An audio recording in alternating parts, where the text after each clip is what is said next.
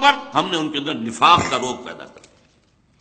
آج پاکستان کی پوری قوم اس سزا کے اندر مبتلا ہے۔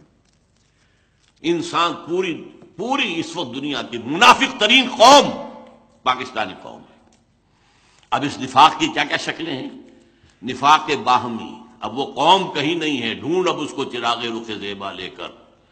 وہ جو قوم ہوتی تھی، وہ جو 45 46 47 میں قوم، وہ کہاں ہے اب تو قومیتیں ہیں، اب تو عصبیتیں، صوبائی عصبیتیں ہیں۔ اگر قوم ہوتی تو آج تک کالا باغ ڈیم نہ بن چکا ہوتا۔ کس کو معلوم نہیں تھا کہ کس قدر اہم ہے، کتنا ضروری ہے ہماری معیشت کے لیے؟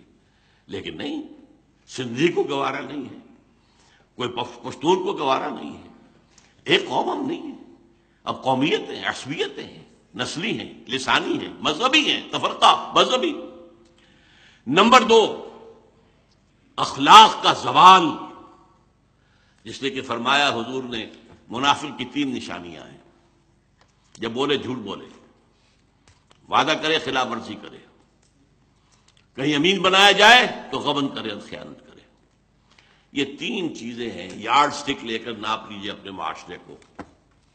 اس معاشرے میں جو جتنا بڑا ہے اتنا ہی بڑا جھوٹا ہے، جو جتنا بڑا ہے اتنا ہی بڑا وعدہ خلاف ہے۔ آج آپ کا بادشاہ وہ ہے جو کہتا ہے وعدے کیا شے ہوتی ہے، کیا چیز ہوتی ہے؟ یہ تو صرف جو ہے کہنے کی باتیں ہوتی ہیں۔ بادشاہ ہے آپ کا، اور میں اس کو برا نہیں کہتا، میں کہتا ہوں اعمالکم اموالکم، حدیث سنائی تھی آپ کو زید صاحب نے۔ ہمارے اپنے اعمال ہیں جو ہمارے اوپر جو ہے حکمران بن گئے ہیں۔ یہ کردار، یہ ہے ہمارا انڈیکس، علامت ہے اس قوم کے کردار کی۔ جھوٹ اور وعدہ خلافی اور غبن، اربوں کے غبن، اس میں تو ہم انتہا کر گئے۔ ہماری معیشت کی کمر توڑ دینے والا تو اصل معاملہ جو ہے وہ ہے اربوں کے غبن۔ اب تو کبھی انگریز کے زمانے میں اگر چند 100 چند ہزار کی کچھ ادھر ادھر بات ہو جاتی تھی، طوفان برپا ہو جاتا تھا، کیا ہوا، بہت بڑا اسکینڈل ہو گیا، بہت بڑا۔